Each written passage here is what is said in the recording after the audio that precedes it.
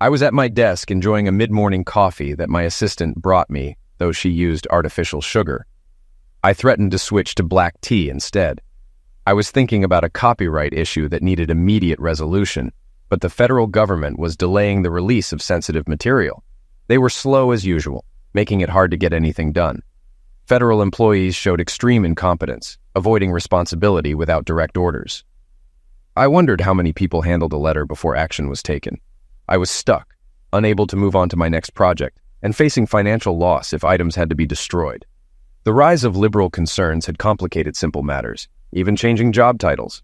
I felt too old for this nonsense.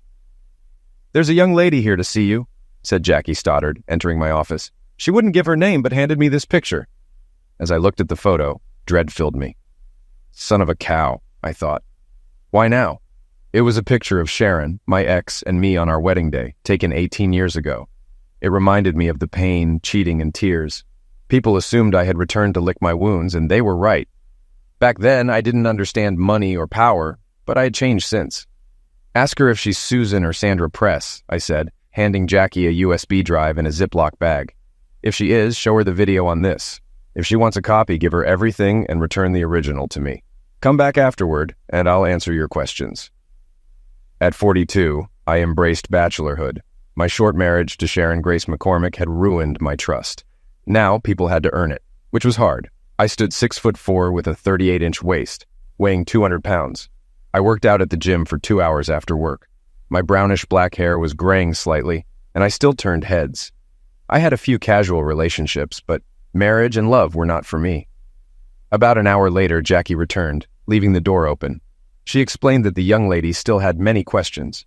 She sat down, her serious face showing she wouldn't leave without answers.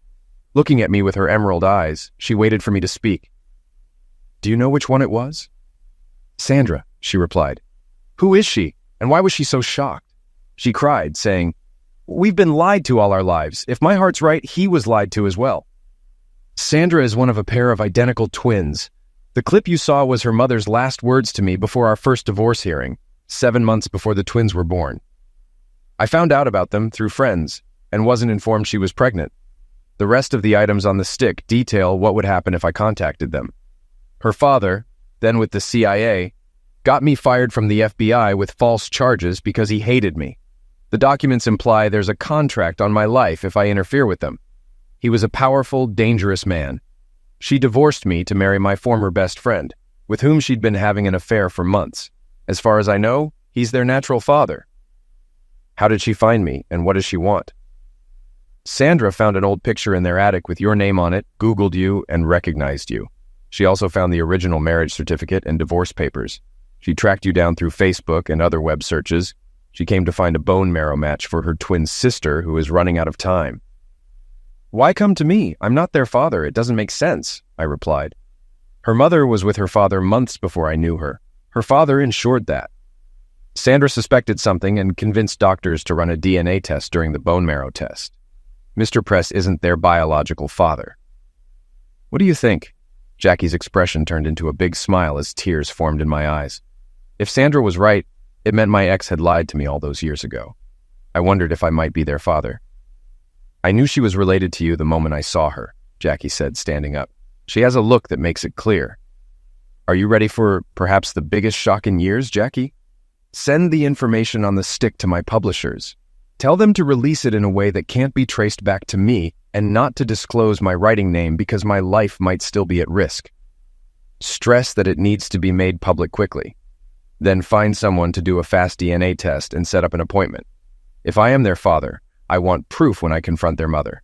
If it's true, I need a litigation lawyer to fight for my parental rights. Clear my schedule. I need to go to Susan's hospital ASAP," I said. "Now I've got to find Sandra." "Sandra, come in and introduce yourself," Jackie called. Sandra walked in, and the moment I saw her, I knew. She looked just like my younger sister at 16. I choked up, overwhelmed with emotion. Sandra and I both started crying. Jackie took a few pictures with her phone to capture this life-changing moment, and then left us alone. "Sandra and you have an appointment for blood testing at 1. They promised a rush job, and I charged it to the corporate card," Jackie said when she returned. "I also arranged for you to meet your sister Barbara at Kuntel's at 3 and reserved a private table. Sandra needs to see what we do. Barbara will make sure her kids are taken care of. She knows you have important family news." I stood there, emotional and unsure, watching Sandra walk towards me. I had so many questions. I hugged her tightly as Jackie closed the door. It was hard to grasp that I might be a dad. Sandra seemed to feel the same, trembling as we left my office. We tried to keep things light, taking baby steps to figure everything out. After arranging for the clinic to email the report, we headed out for a late lunch. I learned that Sandra had skipped school and driven all day until she had to rest at a station. I was furious that she would do something so risky, but held my tongue, realizing I might be reacting like an overprotective dad. It also reminded me of something I would have done at her age. When we arrived at Cantel's, I noticed Barb's car. "I know we're here to meet your sister, but why did Jackie set this up without talking to you first?" Sandra asked. "You're about to see what Jackie and I saw when we first met you," I replied. "It will explain why we believe you and Susan are my daughters and why I was shocked when the test came back positive." "Can I call you Dad?" Sandra asked. I laughed and smiled. "I'd love that." Cantel's was a family restaurant, a step up from Red Lobster with an excellent reputation. The owner and hostess led us to our private booth immediately. I ordered a bottle of champagne and extra tissues. Barbara had her back to us, so I asked Sandra to wait while I approached. "Hi, sis. Thanks for meeting me," I said. Barbara looked up and said, "You look happy. What's going on?" "Barbara, stand up. There's someone I want you to meet," I said as Sandra approached. "This is Sharon's daughter, Sandra." Barbara turned and stared, looking like she saw a younger version of herself. They had similar features: long brunette hair, high cheekbones, small ears, light blue eyes, and warm smiles. "Oh my God!" Barb exclaimed. "Paul, you should have warned me. This is unbelievable. How long have you known about her?" "About 5 hours," Sandra said emotionally. I surprised him at his office. Jackie and Dad knew immediately. "Seeing you, I understand why." The server returned with tissues and understood why we needed privacy. Barbara, between tears, explained 3 more people would join us, so the hostess moved us to a larger table. Barbara called her husband to join us and notified our parents to come quickly, calling it a family emergency. Mom asked what was wrong, but Barbara said she couldn't explain. We were all emotional. I got a text from Jackie saying the publisher had released the information, and it would be on the 6 o'clock news. We had just calmed down after our first glass of champagne when Barb's husband and my parents arrived. I laughed hearing my dad's loud voice. "There better be a good reason for this." Barbara and I stood to greet them. "Mom, Dad, Lou, I'd like to introduce you to Sharon's daughter, Sandra Press," Barbara said proudly. My mother instantly recognized the resemblance and smiled widely, filled with pride. She finally had the granddaughter she always wanted. My dad was stunned, speechless for once. When he finally spoke, he said, "I see it, but it's hard to believe." My mom sat beside Sandra, holding her hand tightly, too emotional to speak. My dad ordered 2 more bottles of champagne, his pride evident. After our glasses were refilled, I stood up with mine. "I need to explain," I said as Sandra started recording with my phone. I shared how we met and what had happened that day. My dad then stood up. "Sandra, we don't need a DNA test to confirm what we already know. Welcome to our family. You have 2 more aunts to meet soon. Promise us you'll always consider this family your home." Sandra took the phone and spoke. "I came here seeking the truth, not knowing what I'd find. Today has changed everything for Dad and me. We didn't know until now. Meeting Aunt Barb showed me what unconditional love is. My twin sister Susan will feel the same." I scanned the table as everyone became emotional. Even my father, who never cried, had tears in his eyes. My mom held up 2 fingers, crying louder. I captured everyone's joyful tears before stopping the recording. Sandra added her and her sister's info to my contacts and texted Susan, showing me the video she sent. Sandra's message read, "If what we think is true, the DNA test will confirm. Watch the 6 o'clock news. Love, your twin." My mother asked if she was still in disbelief. Sandra showed her photos of Susan and herself. My mom demanded copies for her laptop, displaying them on the full screen for all to see. Sandra then turned off her phone and put it back in her purse, making me realize no one knew where she was. My phone rang. It was Susan. I stood up and walked away to answer it. My dad noticed me tearing up and looked at me questioningly. Sandra mouthed, "It's my sister." My dad nodded, understanding, and I answered the call. "Hello, this is Susan. After seeing the video, I had to call," she said. "Mom won't be home until at least 7 because she's stopping at the police station for an update on Sandra." I'm pretending to know nothing. The police were here earlier and left their card. Any ideas on what I should do? Get him to watch the 6 o'clock news and pay attention to what's revealed about me. Tell him you'll talk when your parents aren't around and show him the video. Give him my number and ask him to text first before calling. He'll understand after watching the news, I replied. Once we have the DNA proof, Sandra and I might bring the whole family. What do you mean? Susan asked. After explaining Sandra's actions to help you, the family will spread the word. I don't know how many will come, but those who can will, I explained. Why? She asked. Family, I said. In the Patterson family, blood is thicker than water.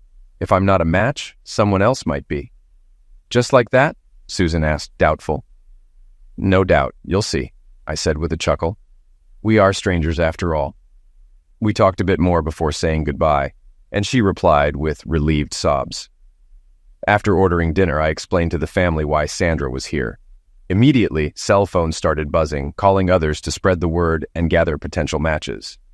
My mother took charge of organizing everything. Sandra, how did you get here? My father asked. I drove my old 1994 Voyager van. It's one step up from a rent-a-wreck, she laughed. It's in Dad's parking lot. Son, take that van to my dealership in the morning. She's not driving back in that. It's a miracle she made it here, my dad said firmly. At her age, you had as much sense as she does. She's determined. What do you plan to give her? I asked. She can pick one out, he replied with a wink and a smile. If I could choose, it would be a 4x4. I love the outdoors, Sandra said. My dad responded with a big grin because we all loved the outdoors. If the weather allowed, we were fishing, camping, or hunting. He started reminiscing about the summer I learned to water ski in barefoot, sharing as many stories like he was holding court. Both my parents insisted that Sandra stay with them for the night, agreeing it wouldn't look right for us to be alone. After dinner, Dad drove them to her vehicle and then drove it home. My mother was thrilled, already planning to spoil her new granddaughter. Dad ended up waiting until 1 a.m. for them to get home. Around 10 p.m., the police investigator called me. It took him 2 hours to complete a background check on me. The media was buzzing with questions about the information I released. We discussed the situation and related problems. Seeing the 3 generations in the video had answered many of his questions. I told him we were rushing DNA tests to confirm our relationship and that Sandra was with my parents. Once confirmed, we would return to see if I could be a match for Susan. I asked him to buy us some time and promised to update him on our progress. Susan later told me he reported back to her about our discussion. I was confronting my past again, but with a new perspective.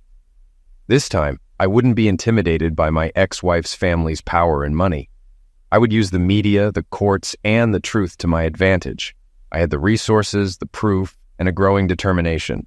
I didn't seek revenge, just justice through the truth. I was ready to take on 4 people and the federal government. The next morning, I was in my office, ensuring any schedule changes wouldn't affect me much, and setting up tasks for Jackie while I was gone. Jackie kept checking the email accounts like an overprotective mother, questioning me about my day and extracting all the details she could. To be honest, I never tired of looking at Jackie Stoddard. In her youth, she must have been every teenage boy's dream. Her naturally styled brown hair accentuated her soft features, and her piercing emerald green eyes and full lips were still captivating. As a single man, I often admired her, but was thankful she never caught me looking. Finally, she received the DNA test results, printed them, and exclaimed, "It's confirmed! You are her father!" Jackie immediately called the lab to send the information to Susan's specialist, and began searching for the toughest litigation lawyer in New York. After vetting a few, she selected the best and arranged a Skype chat. The lawyer agreed to work on a percentage basis, confident it was a slam dunk with the DNA proof. We would go after my ex-wife, her husband, and her parents for denying me my parental rights. The restrictive court order against me would be squashed, proving their deliberate actions. The supposed contract on my life, even if not factual, would demonstrate their attempts to intimidate and control. The lawyer saw the potential for a significant case, even before involving the government. I told Jackie to send a gray, dust-covered box from the safe to my new lawyer. It contained legal proof that Sharon's father had tried to destroy my career and marriage. It had taken years to collect this evidence through various government levels. I later learned that the police officer had released the video, turning the story into a runaway daughter finding her biological dad to save her sister's life, causing a media frenzy. "Mom, it's confirmed," I said on the phone. "I'm a father twice over. Thank God. Be ready to leave tomorrow at 7 a.m. from the car lot. I'll spread the news. Have you called your daughters? Mom asked. We were now on the road, driving a fully loaded 2-year-old Ford Explorer to Oswego, New York. Sandra and I led the way with my parents in a tour bus and 33 other vehicles following. The tribe was on its way when my phone rang. Sandra answered and put it on speaker. You're being tracked by CNN, Susan said after our greetings. There's a tour bus with a sign saying the Carlsons are coming. 1 out of 141 should be a match. Well, we have the DNA test proving he's our father. I've got a new 2-year-old Ford Explorer, Sandra replied. Dad said, if it was confirmed, a lot of family would come, but I never expected this, Susan explained. It's given me a new hope I never imagined. I can't remember feeling this good. Dad's family spread the word and people came out of the woodwork. I met so many relatives this morning. It will take multiple introductions to remember their names. I met first, second, and even third cousins. I'm so proud I want to change my last name to Carlson, Sandra stated. I never knew families like this existed. I was so overwhelmed I almost went off the road.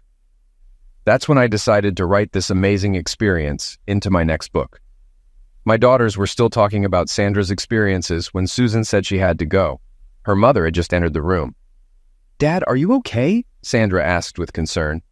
I saw you get very emotional. How do you expect me to feel?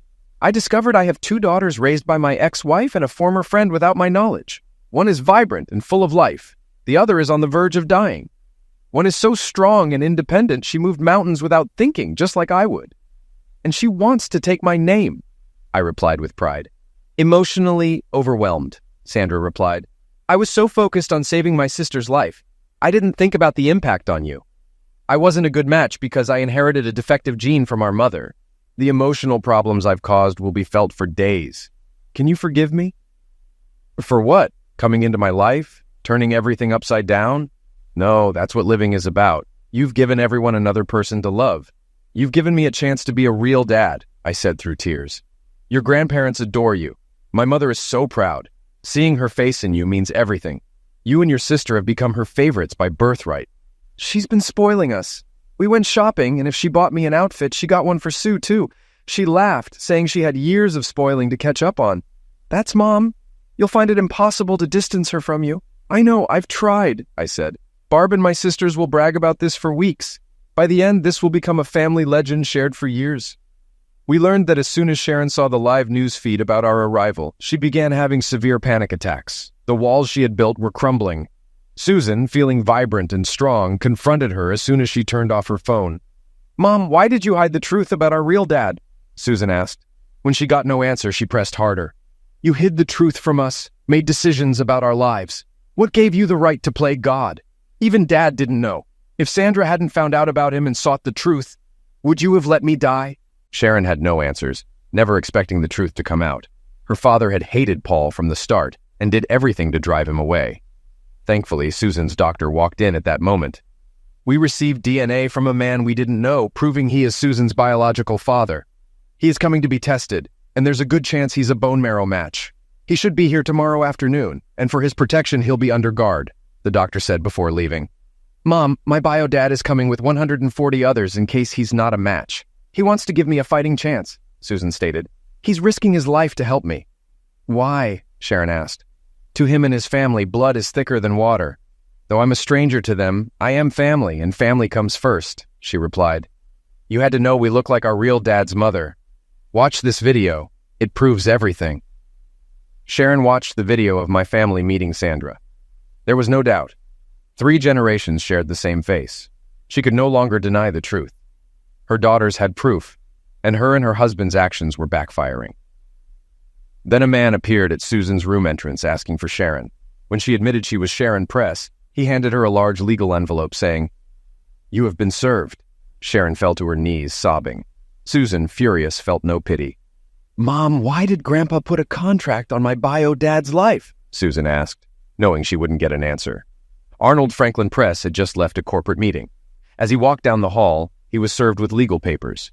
He sat down in the reception area to read them. The first document was a lawsuit against him and his wife for denying Paul his legal rights as the father of his daughters. The second was against his in-laws and himself, accusing them of conspiring to ruin Paul's marriage and career.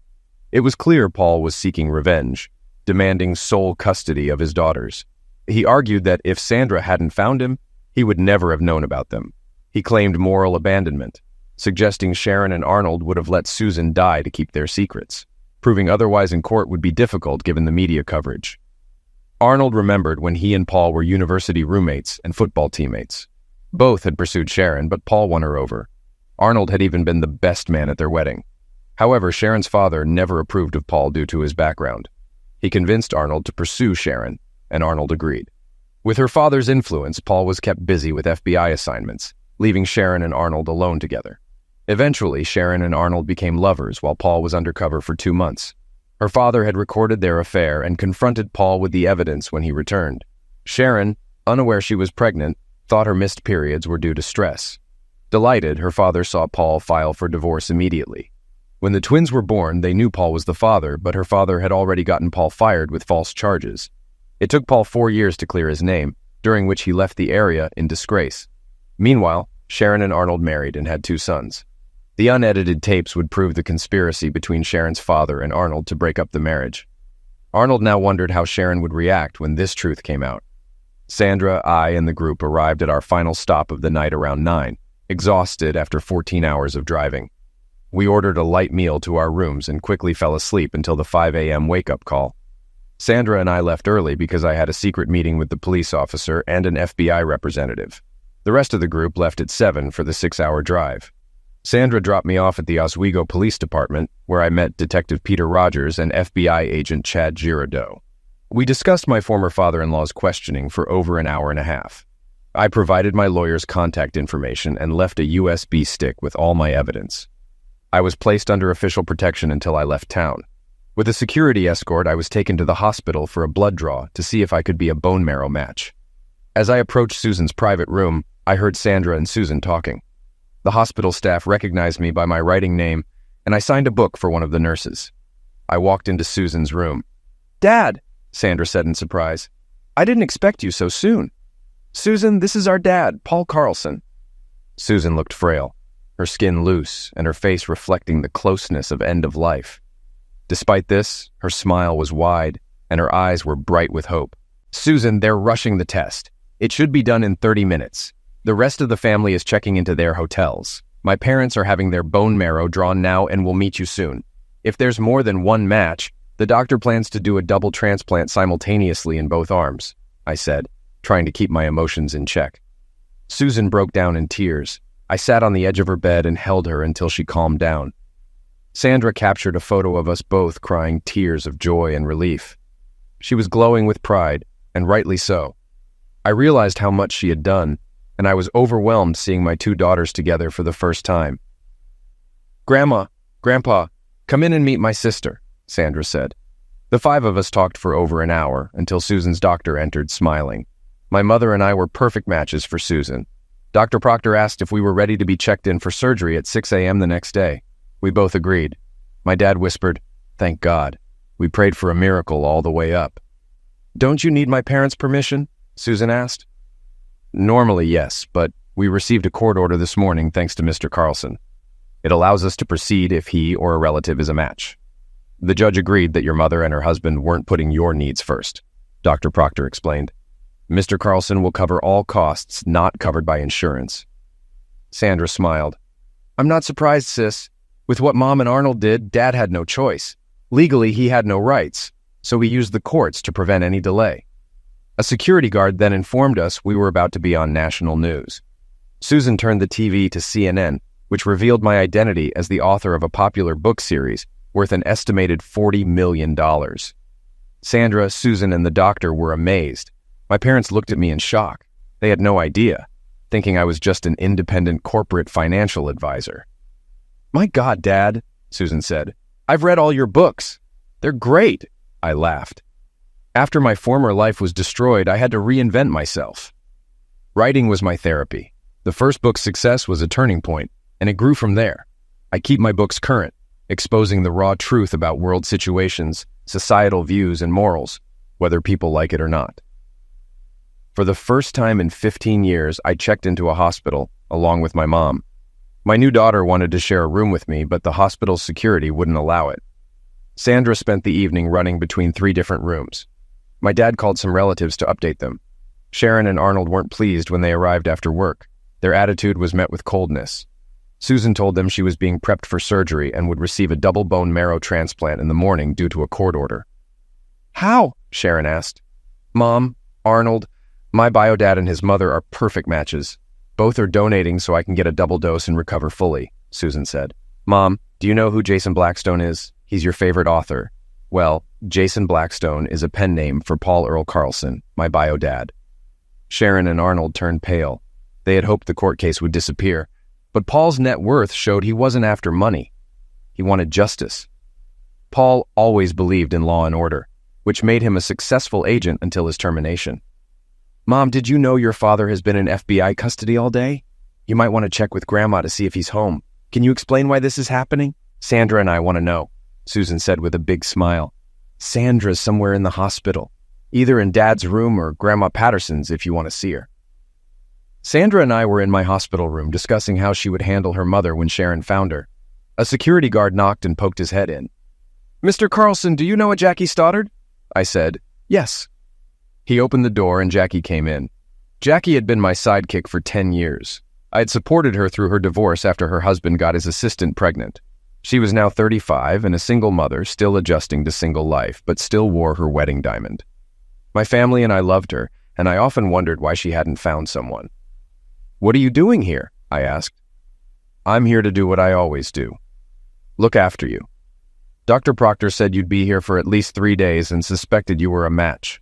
Your arm will take a week to heal enough for light activities. I booked a private jet and a hotel using the corporate card," Jackie explained.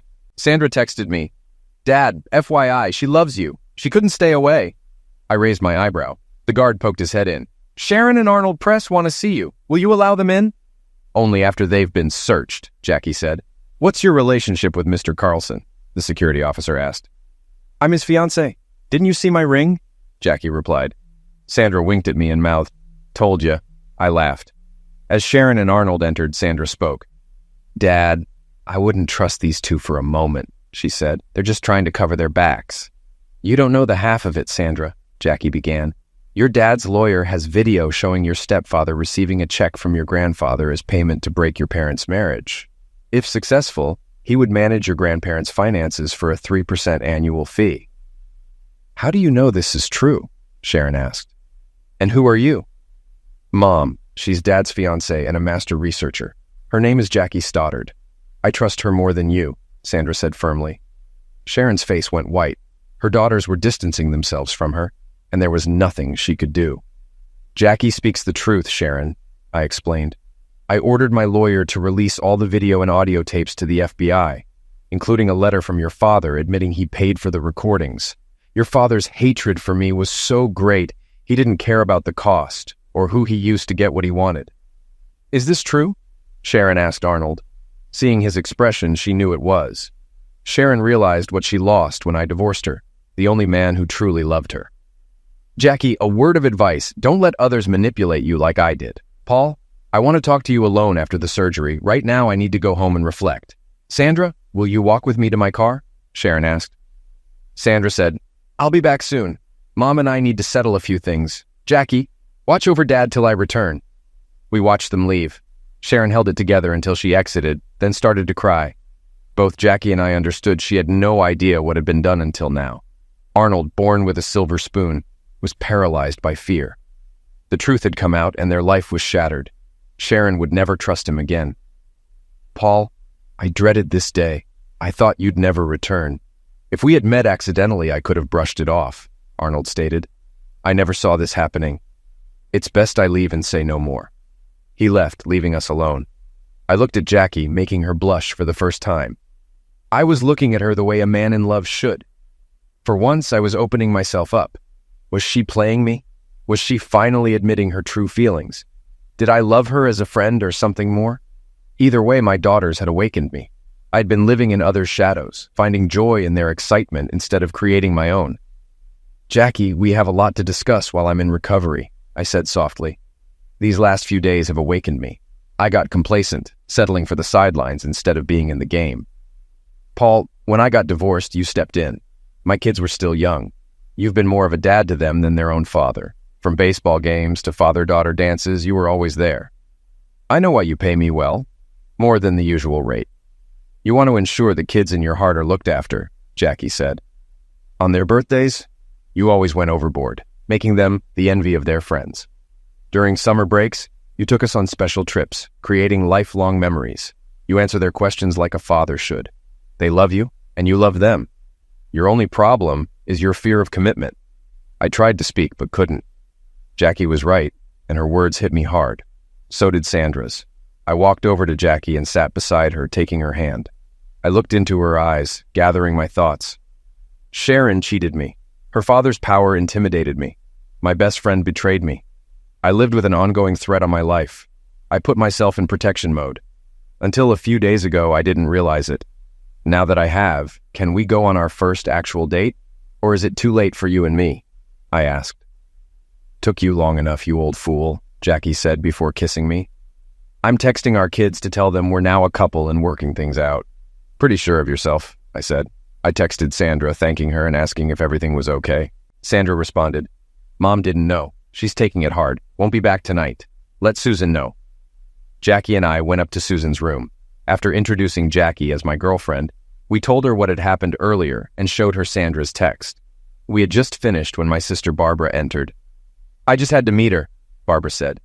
Jackie, what are you doing here? I want to say something. But Barb figured it out. He finally clued in, didn't he? She said with a smile. Took him long enough. Susan, this is your Aunt Barbara, and the man entering is your Uncle Lou, Barbara's husband, I said. You'll soon learn we speak our minds, like it or not. I excused myself and went to the nurse's station, texting Sandra to ask about Susan's pizza preferences. She replied that Susan likes everything but anchovies. I ordered 3 extra-large pizzas and 3 2-liter colas for quick delivery. I also called Dad, asking him to bring Mom up in 30 minutes for a pizza party. We pushed the no eating for 8 hours rule, but got carried away. The head nurse came in to calm us down, but left with a slice of pizza. Later, she stopped me and said, Your actions lifted the spirits of the whole floor. I can't thank you enough. At 4 a.m., they took me and my mom to prepare for the operation. We supported each other until we were wheeled in. I stayed awake until the medication kicked in. When I awoke, it was done. Now came the waiting and praying. Dr. Proctor informed everyone that the bone marrow transfer went well, but it would take a few hours to see if it took. It did. Hearing this, most of the family started preparing to go home. Jackie, I said, is the worst patient ever. But I'm not sick, I replied. You're like a bull in a china shop, impatient, unruly, and miserable. Keep it up and you'll get a bad reputation, Jackie told me. Jackie said my mother was doing well. Once she was sure I was stable, she gave me my phone back. The first texts I saw were from Jackie's kids, both asking, When does she get her engagement ring, Dad? When do we meet our new sisters? Jackie, your kids are smart, I said, showing her the phone. I told them I was coming to Oswego to watch over you. After the operation, they had a lot of questions and the whole story came out. They weren't surprised. They said, Mom, he's always treated us like his own. Most of our friends wish their dads were like him. We've always seen him as our dad, Jackie explained. She read the note and looked at me with tears in her eyes. I guess we'll have a short engagement, I said with a smile. Have you heard from the twins? Sandra and her mother are with Susan. She's doing well considering everything. Even though she's still medicated, she's asking a lot of questions, Jackie disclosed. Sandra told her about the pizza party. Susan can't get over how much she looks like her aunt and grandmother. She can't wait for a girl's day out with them when she recovers. Find me my pants. I want to see her myself and then check on Mom, I said. The nurses tried to stop me, saying it was too soon after surgery, but I insisted. So off we went, holding hands. Surprisingly, my pain was manageable. Jackie and I noticed Susan's improvement immediately. Her complexion was better, and the sparkle in her eyes almost brought tears to mine. Who are Tammy and Timothy Stoddard? Sandra asked. My children, ages 13 and 11. Why? Jackie replied. I got a Facebook friend request from them this morning. So did Susan, Sandra said. You both need to read what they sent me, I said, handing Sandra my phone. She read it, smiled, and passed it to Susan. I want this back to add their phone numbers to my contacts, I said. Sharon then asked if she could talk to me privately, so we went to the waiting room. Paul, I had a long talk with my mother last night. She admitted remembering Dad's hate towards you, but never expected this. My daughters want to finish the school year here and then live with you. They want their last name changed to yours and feel what Arnold and I did is unforgivable, Sharon disclosed. I can't argue with them. They made it clear they'll go to court if I refuse. They no longer trust me, and I can't blame them. Will you let them come? You know my family. They wouldn't let me refuse no matter how I felt. I will gladly take them. So will Jackie. We'll just need a bigger place. I'll drop the suit against you if you agree to joint custody, I replied. The suit will still go forward against the rest of your family. The twins are old enough to decide the rest. Sharon agreed to joint custody. I offered to pay for their name change, but she declined. We walked back into Susan's room together. The girls watched us intently. Jackie, it looks like we're going to need at least a 6-bedroom house, I said. Jackie smiled, and the girls screamed with delight. Sharon said, Girls, your father and I agree. You get your wishes if Jackie agrees. I'll call the lawyer tomorrow to start the legal process for your name change. Paul, Jackie asked, are you ready for this? A house with teenage kids? No one is ever ready, but we'll adapt. I'm just getting used to the idea of 2 carrying my name, I said. Make that 4. Tam and Tim want you to adopt them. They're already signing their names as Carlson. Jackie said, Call Roger Mouser's firm to start the paperwork. Then text the kids to let them know our plans. Let's find out which area has the best schools so we know where to look for our new home. Sandra picked up her phone, opened her contacts, and made a call on speaker. Hello, Tammy said. Who are you, and what do you want? This is Sandra, your soon-to-be older sister. Is Timothy with you? Sandra explained. Can you prove it? Because I can't, Tammy said. Dad taught us not to take calls or messages from unknown sources without proof. Seriously, are you scamming me? Tammy, Paul and I are getting married, Jackie said. You were talking to Paul's daughter, Sandra. We're all going to be Carlsons. Susan and I are changing our last name, and your dad and I have started the process for him to adopt you and change your name to Carlson too, Sandra added. Sweet. Let Dad know it's about time. How is Susan? Timothy replied. We've been waiting to hear. Jackie and I exchanged a look, witnessing the first conversation of our blended family. She squeezed my hand in support. I am improving, Susan said. So far, so good. I'll text you both so you can add my number. Susan, Sandra, our dad is the only father we've known. Our bio dad was gone before we knew him. Your dad has been better than any of our friends' parents. Mom's been in love with him for a long time. When we get together, we need you to accept that we're all siblings, nothing more, nothing less. Tammy and I won't let anything come between them, Timothy said firmly. Both of my daughters agreed. Jackie, with tear-filled eyes, said, They're showing your morals and standards. You should be proud they took your values to heart. I was. We said goodbye for now and headed to see my mom. Dad was with her when we walked in, taking them by surprise. My dad saw a look from Jackie that made him smile. He knew something was up. Mom, I said, you're up and about already. Have you seen Susan? How does she look? Her complexion is improving and her spirits are up, so it's looking good, but it's still too early to tell, I replied. We need to have a serious talk if you both have the time. We're not going anywhere, so let's get to it, my dad responded. Susan and Sandra will live with me after the school year. They'll change their last name to ours, I said. Sharon agreed to joint custody and the name change. It was the twins' idea. That's wonderful, both my parents said. That's not all, Jackie added. Your son has decided to make an honest woman out of me. Elizabeth, are you ready to help plan a wedding? My mom got teary-eyed, and my dad had a big smile. They didn't have to say they approved, we knew.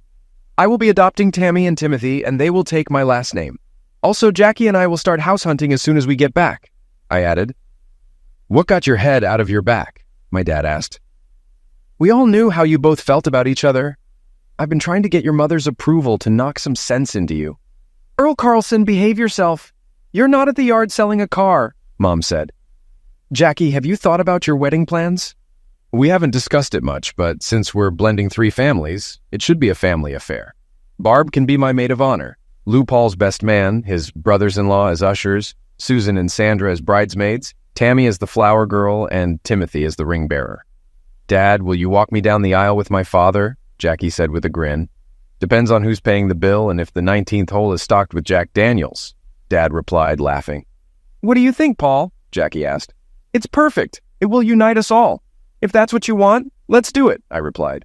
Should we invite Sharon? Both my parents firmly said no. Mom, Dad, in the next few weeks, the media will reveal a lot. I'm suing the federal government, Sharon's parents, and her husband. I believe Sharon was as much a sufferer as I was. I paid the price years ago, and now Sharon is paying in ways we can only imagine. She thinks she's lost her daughters forever, I explained. Inviting her might help the twins and her forge a new relationship and move on from the past. Jackie and my parents looked at me in awe. Where did that wisdom come from? My dad asked seriously. These last few days have taught me a lot, I replied, holding Jackie's hand. Sandra's arrival made me grasp life again. We returned to my room, and I quickly fell asleep, exhausted from the surgery. Jackie stayed by my side and watched the news.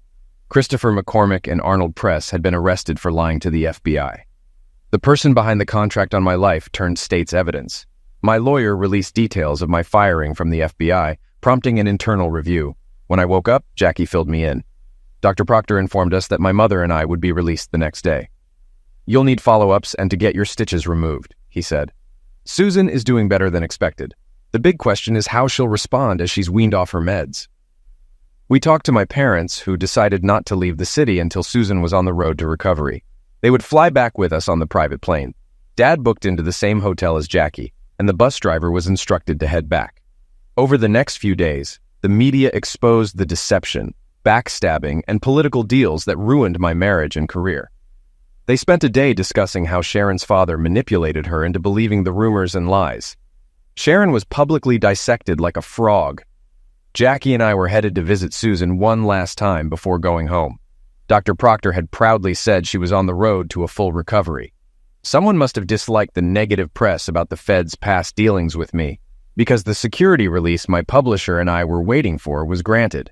Over 1 million hard copies would be released to the market within 2 weeks. I had 2 first editions delivered overnight. After I signed them, Jackie wrapped them, and we hid them in a shopping bag. We made sure Sandra would be there when we entered Susan's room. Your dad and I have set the wedding date for the first weekend in August. Aunt Barbara will be my maid of honor. I was wondering if you two would be my bridesmaids, Jackie asked. Susan exclaimed, "Hell yes. Jackie, when I first walked into Dad's office, I was scared stiff. You recognized me immediately and said, 'You're Sharon's daughter. How are we going to handle this?' It stunned me. You accepted me from day one. I will proudly be in your wedding party if you'll allow me to call you Mom." I watched as the 3 of them hugged. It was wonderful to see Susan literally jump out of bed. When things settled down, I pulled out the gifts and handed them each a signed first edition of my book, with the message, "To one of the 2 prettiest ladies who call me Dad, with love, Jason Blackstone or Paul Earl Carlson." Susan was ecstatic when she unwrapped it. It was my biggest book yet, over 600 pages.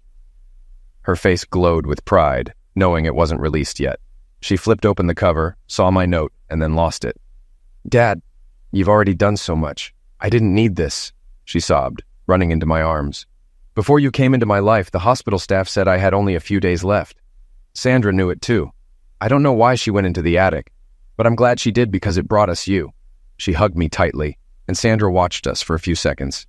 "Dad, you should know. Dr. Proctor believes if Susan had only gotten 1 transplant, it wouldn't have worked. The double transplant shocked her body into responding. In the last 6 days, she's gained 10 pounds, Sandra explained. I didn't know if you would come, but you didn't hesitate. You brought a tribe. Thanks to the family, I'm getting my best friend back." "How's your mom holding up?" I asked, trying to change the tone. "She's filed for divorce and is going to therapy to deal with a lifetime of lies. She now understands what you went through and is ashamed," Susan said. "She says only someone who has experienced it can understand that it's a living hell. Her work and friends are her support. Mom is strong and will get through it. The key will be getting her to trust again. Right now she doesn't know who or what to believe. Sandra, even with family support, it can take years to regain trust. It requires an unexpected act of faith. For me, it was Sandra walking through my office door," I said. "Thank God you did.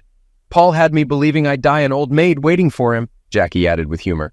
"Now, girls, stand by your father so I can capture a few photos. The best one will be an 8x10 for his desk."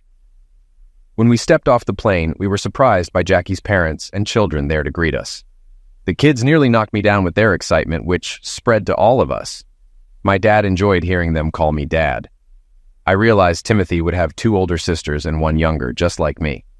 Tammy hugged my mom and said, I'm glad you're becoming my grandmother. I reflected on how quickly my life was changing with unexpected blessings. Jackie and I decided to shelve our pre-Sandra plans until after the wedding. Jackie knew our needs, so I let her handle finding a new home. This gave me time to write my first fiction book. My previous works exposed corruption and cover-ups. We stayed in touch with the twins, and Jackie found a 20-acre property with a barn needing repair. Susan was improving and returned to school part-time. We had a firm design our house with steel and brick, including an outdoor kitchen, large patio, pool, and a 4-bay garage. Jackie's reduced office time let me work harder, with an editor from my publisher helping. I wrote over 300 pages, publishing my first book under my real name. Sharon used my lawyer to divorce Arnold, securing alimony and education costs. My cases were in mediation as they lost the will to fight. Tammy, Timothy, Jackie, and I awaited the twins' arrival after their last school day. Timothy saw them driving up our new driveway. We all went outside to greet them. As they stepped out of the Explorer, I realized Susan's recovery was so remarkable I couldn't tell her from Sandra. Jackie whispered, "We'll figure it out." Timothy, playing big brother, carried their luggage as Jackie showed off the house. In my office, 3 copies of my latest book, Unexpected Blessings, sat on my desk. It was a fictionalized story of us,